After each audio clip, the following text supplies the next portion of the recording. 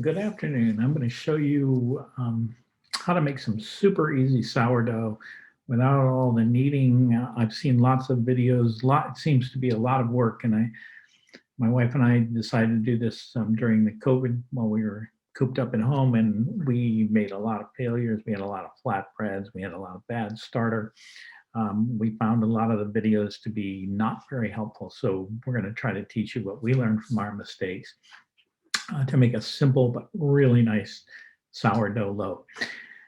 So if you're tired of kneading, folding, and struggling with turning the starter over or turning the leaven over before baking, we've eliminated all that, and it makes a wonderful sourdough, and it's labor saving. I'd say once you get the starter going, total work time to make the spreads, about 30 minutes, and then about an hour of baking time.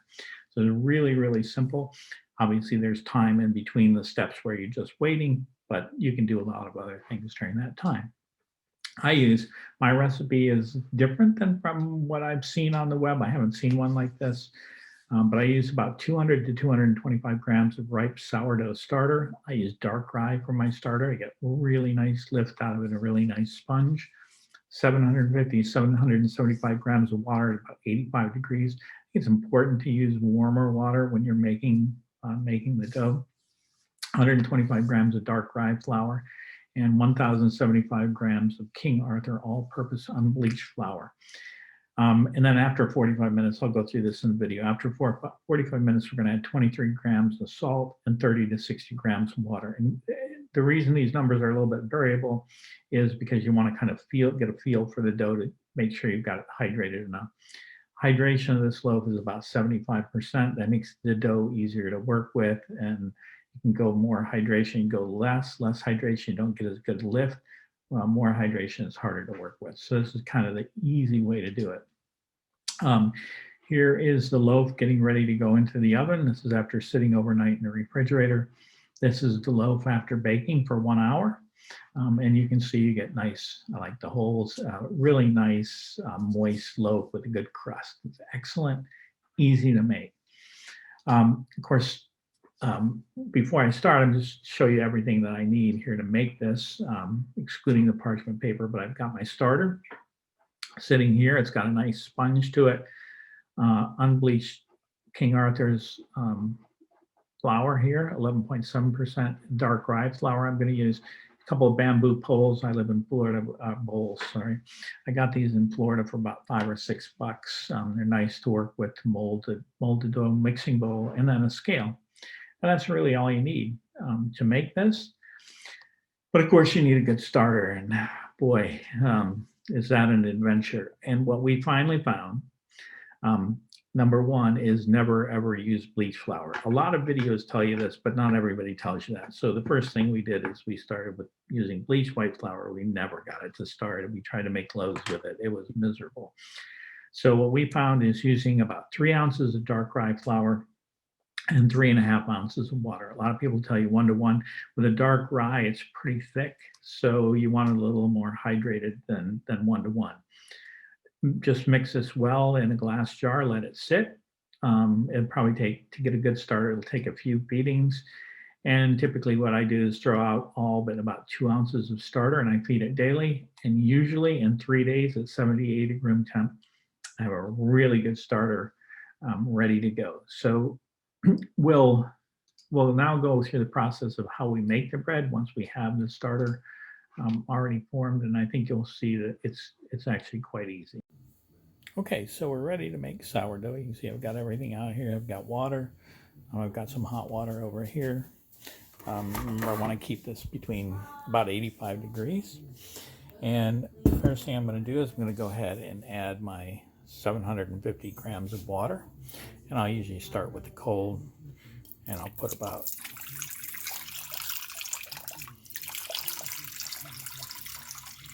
I got about 400 grams of cold water in there. And now I'm going to add a little bit of hot water. Just get the temperature up.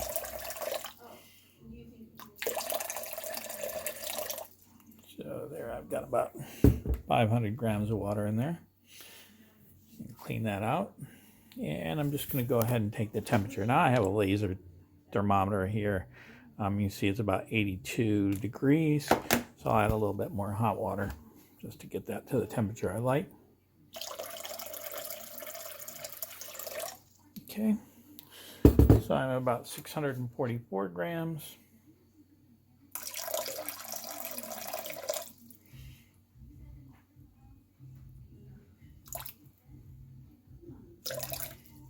There we go.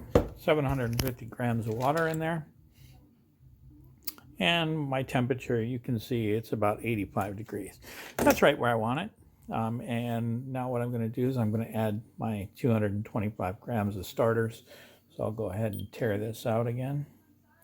And I'll get my starter ready and I'll be right back.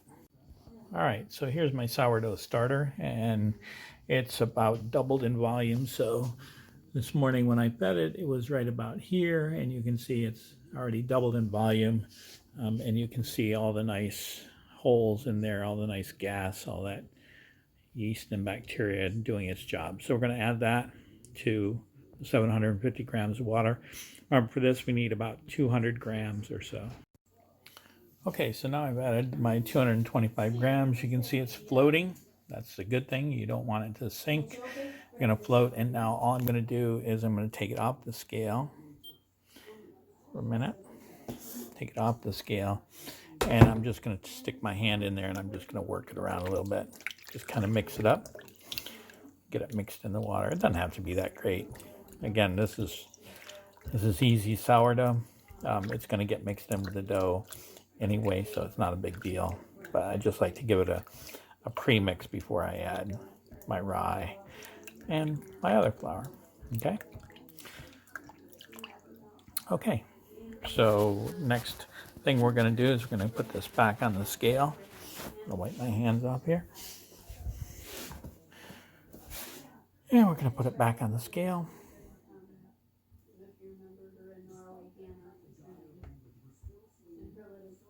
Okay, so I've got my mix here. I'm going to add my dark rye flour, 125 grams of dark rye flour. Just going to sprinkle it in there. Kind of watch the scale. And we're just going to sprinkle it in until we get 125.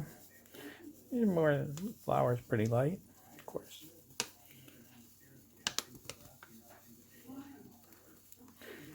And just a little more. Doesn't matter if you're a few grams off here or there, about 125 grams.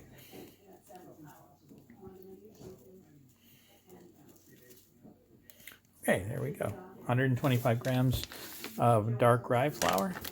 And our next is we're going to add our all-purpose unbleached flour. And I'm going to open that up and we'll add that in. I'll show you what we do next. Okay, so now I'm going to go ahead and add my 1,075 of King Arthur White. This is 575 right there, just to give you an idea of how much we're going to be putting in there. So since I'm doing this one-handed, I'm going to go ahead and measure out the rest and then show you what it looks like at the end. Okay, so I put in all my flour, and now I'm just mixing it with my hands. It's messy, and it sticks to your hands. And basically, what we're trying to do is just get all that water mixed together with our starter and with our flour. And what I'm going to do is stop here, and I'm going to finish this. It takes 5 minutes, maybe even less, to get this first stage mixed and then clean off your hands. I keep a little scraper there to help me. In the end, you can see how sticky this is. And you'll see how it changes once we get through this. So I'm going to stop, come back as soon as I get this mixed and show you what it looks like. Okay, so it took me about 4 or 5 minutes to clean up my hands, get it all mixed. And you see, just lightly mixed. It's not try to get everything off the sides and do the best I can. And now what I'm just going to do is I'm going to cover it up. I have this handy plastic cover here. I'm going to cover it up, and I'm going to set the timer for 45 minutes. And I'm not going to do anything with it. Just going to let it sit there for 45 minutes. And in the meantime, I'm going to measure out the remaining ingredients that I need. So I'll show you how to do that. Okay, so I measured out my 23 grams of salt. It's important. We didn't learn this either. You add this after 45 minutes. Don't add it in before, because this tends to slow fermentation down. So I just measured out. I'm going to set it aside, And I'm going to go ahead and measure out my other 50 grams of water in a glass and just set them aside. I'm going to go do something else and wait for the timer to go off. All right, so we're here 45 minutes later. I went in and played a couple words with friends, did some other work. And so what I'm going to do now is add my 23 grams of salt. I'm just going to sprinkle it over the top. I'm going to add the water here. I have about 45 grams of water here. I'm just going to pour that over the top. This is the most work I'm going to do in the whole thing. I'm just going to take it and make sure I mix that in there. Just turn it around, squeeze it. And what you'll notice is it's not sticking. And that's because it's been glutenated. And what we want is we want a nice hydrated material. So I'm just going to work this. And basically what I'm doing is just working the salt in. I'll do this for a couple minutes. And you just keep squeezing and working, getting all that scraped off the bottom. And you can hear it squishing around. That means it's nice and hydrated. That's what I want. Sometimes if it's not quite like that, I'll add a little more water to it, but this seems to be adequately hydrated. Like I said, this is it. We'll do the next few steps. You'll see that this is the most that you need to work this dough, and it's mainly just to get that water and salt in. Okay, so after I do this, I'm going to let it sit for 30 minutes. I'm going to come back and I'm going to just turn it over and see how it's stretching. I'm going to work it. No need to work it much harder than this. And so I'm going to set the timer for 30 minutes, cover it back up, and I'll see you in 30 minutes and show you the next step. Okay, so it's been a half an hour. I'm going to wet my hand. You can see we're getting some bubbles and things already. I'm just going to scoop it in here. That's all I'm going to do. I'm going to lift it up and turn it over. Lift it, stretch it. So it's all nice and stretchy already. I'm going to stretch it one more time. That's it. I'm going to cover it up, come back in a half an hour. And we're going to do that for an hour and a half. So 3 turns, and we're going to see how it is. If it's ready, we're going to go ahead and put it in the fridge. If not, we'll do it another time. Okay, so we've waited. It's been about, I actually went for 2 hours, so 4 turns. Again, real simple, just a few minutes. I've gone ahead and prepared my 2 bowls over here. I put a little parchment in. Now all I'm going to do is I'm going to work this dough for a real short amount of time on here. I'm going to split it into 2 loaves. I'm going to get my hands wet because it helps. I'm going to get the board wet. So it's just a stone lazy Susan, nothing special.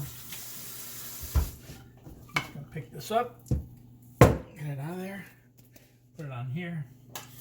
You know what? Bread knife. I'm just going to cut it in around about half. A little more. Okay. I'll put half of it back in here just for a minute, and I'm going to work this, but not really very much. So what I'm going to do is just get it till I get it in a shape. And I'm not really going to do much at all because I don't want to lose those bubbles. No need to knead it forever and ever and ever. And then sometimes, if I remember, I'll put some flour in the parchment. Other times I won't. Depends on what I remember. Heal that up there. Okay, when I get it done, in this bowl, take my dough. I'm just going to plop it in there, just like that. And then I'll go ahead and get the next one started.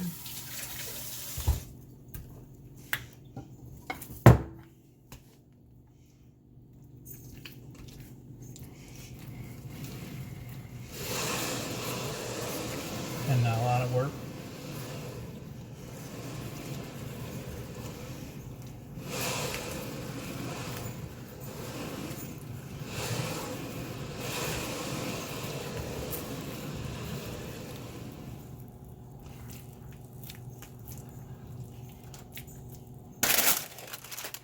Get it the way I want it. I'm just gonna plop it in there. Okay, well, you've got that. Okay, I've got them both plopped in there. Now I'm just going to take a plastic bag. I'm going to put it over the top. That's going to let it rise. And I'm just going to put it in the fridge.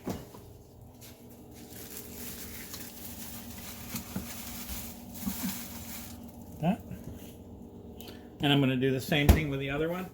And we're just going to let them sit in there overnight. And then in the morning, we'll get them ready to cook.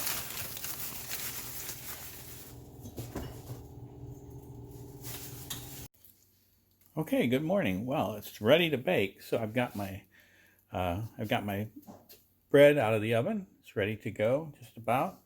And I've gone ahead and preheated my oven to 500 degrees. That's Fahrenheit. And you can see I have two Dutch ovens in there ready to go, preheating, and of course gloves for safety. So the only trick here is I use a couple of pie tins like this. I fill each one with a little bit of water, give me a little bit of steam, so I don't even fill them up. Well, I just put a little drizzle in there. And the last thing we have to do is sort of prepare this bread and make sure it's ready to go. So I just like to take the finger, push it down a little bit on the bread, and if it springs back slowly, we don't want it to spring back right away, we want it to spring back slowly, it's ready to go. So this bread is ready to go. I just want to do a couple other things to it. I'll show you. We're going to put a little flour on top, and we're going to cut a slice on top using our bread tool here.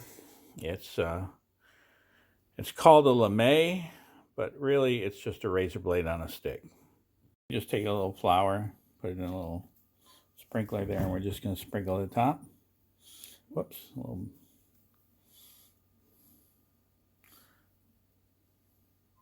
There we go. And now what we can do to spread it out is we'll just take a little brush. We're just going to brush it around.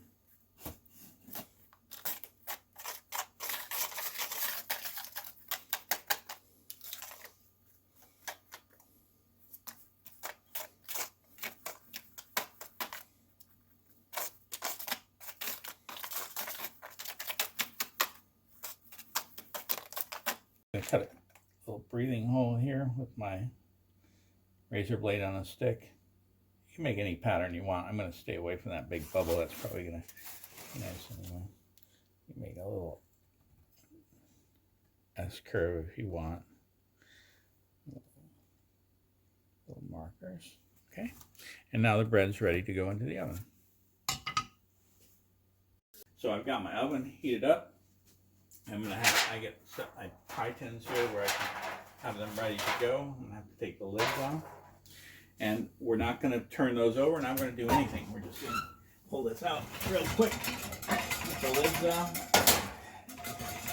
A little oil in there. That's the only reason it's smoking. Drop these in there. Quick. And now we're just going to take the bread right out of here. I'm going to flip it. I'm just going to lift it right up. We're going to drop it in that pan. We're going to take the other one. Drop it in. And then we're going to quickly put our lids back on.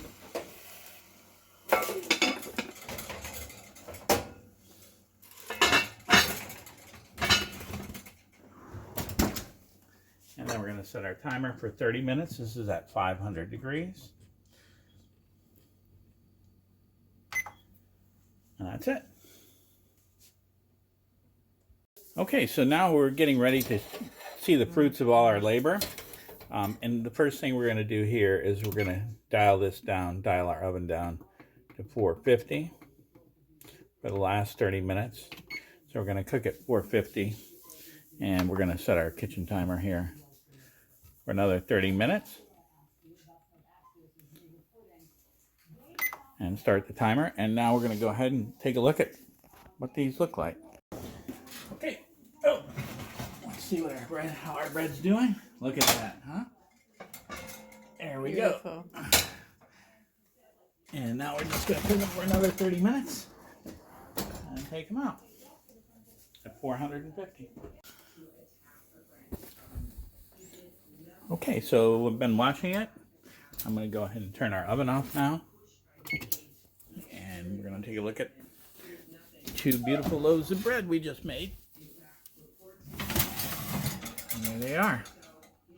So we're going to take these out and let them set a little bit. but you can see they've got a nice brown crust, a beautiful little lip on them. And we're going to take them out and let them cool, and then they're ready to go.